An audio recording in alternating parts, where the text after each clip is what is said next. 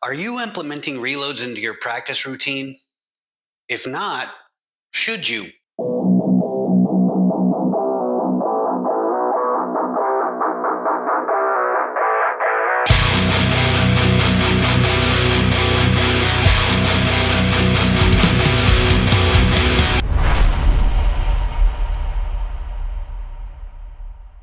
What's up, everybody? Welcome back to Active Self Protection Extra. I am Christopher Bean with Tactical Advantage, and today we're going to talk about the reload. So, really, what I think about from time to time is I really enjoy practicing reloads.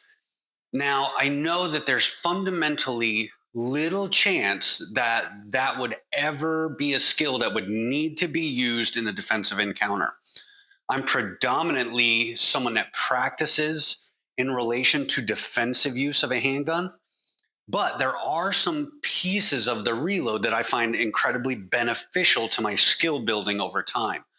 So, with that said, the way I kind of think about the reload is we'll put it in relation to like the draw. So, when I draw my gun, this is about where I marry my hands. So, right about here. That's where I build my grip, and that's where I present the gun.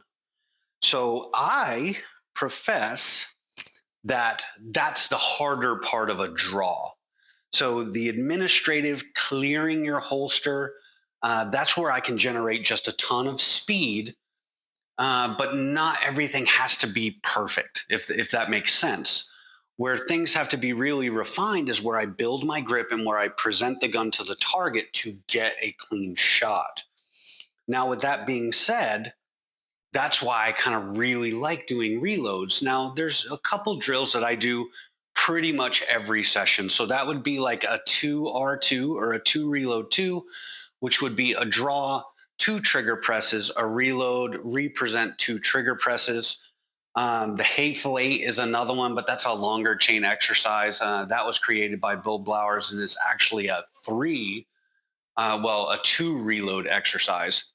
But long story short, I find it incredibly important to use that as a refinement building process to make the aspects of presenting the gun more repeatable.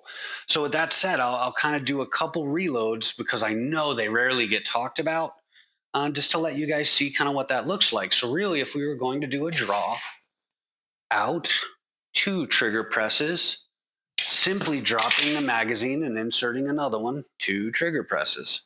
So, not much to it, right? Until you think about we have to break grip, get the gun back from here, drop the magazine, retrieve the new magazine, insert, build grip, present two trigger presses. So, it's significantly more complex once you really start getting into the nuance of where everything has to be. So, conceptually, a couple things that I try and work on or pay attention to is having the gun, once I break grip and come back to the place that I generally marry my grip. That's important. That creates consistency. I tilt my gun just a little bit after the magazine has fallen to actually kind of line it up with where my magazine is coming from. And another thing I do is immediately when I break grip is try and drop the magazine versus being out here dropping the magazine, having all sorts of things happen. Do it while I'm moving and then go back out. Now, how I can ensure that that portion's actually happening is the magazine's falling in the chair versus falling on the ground or moving around somewhere else. So we'll look at that again. Boom. Okay. Want to try and keep my elbows close to the body. Don't want to flail around. That's something I'm really working on refining lately is kind of the sway. For some reason, I want to sway into the magazine when I'm getting it. But let's do it one or two more times and really pay attention. Is the gun coming back where we want it to come back to? Are we building our grip and getting the gun back out without boinging or chasing, things like that? So boom, boom, boom, boom. Okay. And we're not trying to push for speed or anything right now. Just boom, boom, boom, boom. Really looking for consistency. Boom, boom, boom, boom. Now, there's a couple other things you can do once you get the general idea of the reload kind of controlled or built. So one day I'll get a better view for you guys to see my overall dry fire space, but I have multiple targets all over the place. And what I'll do is I'll engage a different target, or engage larger or smaller targets. So I'm getting sight picture differentiation in relation to an upset of sight picture or a dissolving and reestablishment of sight picture. So it's really fun to do that. It's engaging. Once you start trying to get particularly good at this skill, it's super fun, frustrating but fun. So we'll do boom, boom, boom, boom. So had a little bobble right there going in. That's another thing to think about. So we talked about coming back, getting the gun turned. Our magazine's exactly where we want it. So we had that dropped right where we wanted. Got the gun here. Now, one thing, if you get this kind of weird, where the gun's not exactly where it needs to be, you have a tendency to kind of go in like that and have to fight it. So the key is like all of these things being kind of fluid.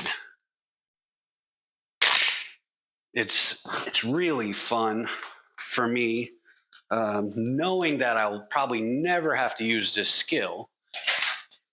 Boom, boom, boom, boom. But working on it is quite enjoyable for me. Boom, boom, boom, boom. Yeah, so that's really kind of something to kind of think about. So these aren't getting into the finite details of the reload. It's really the generalized concept of how do we want to look at it, and how do we want to look at that skill from a development standpoint to be able to perform it at a high level. So from a very simplistic standpoint, you're using the gun until the gun goes empty or you choose to reload. You're getting rid of the magazine that's in it and putting in a new magazine, representing, reacquiring its target, and going to town. Pretty simple. But the actual work of it, especially when you're trying to get efficient, creates a whole new realm, a whole new path of things to kind of pursue in your development. So, what I urge anyone that tries to do this is when you're doing reloads, the reestablishment of grip and the presentation post reload is hyper important. Hold yourself accountable to that target when you're reestablishing or going for the post reload shot. And all of those things that you hear about in a class or anything, well, I always miss the shot after my reload. Well, why? Probably because you're not practicing it. So, with that, this is a short one, guys. I hope it's kind of interesting for you to think about. If you're interested more in the nuance or the detail of the reload, you want to see some more pushed reloads, like when I'm running at speed, drop a comment below. I'll be more than happy to kind of make those videos. I just figured for the most part, just as a precursor into the idea of how this may be useful for you, might be good. So let me know. See you guys next time. Appreciate the hard work.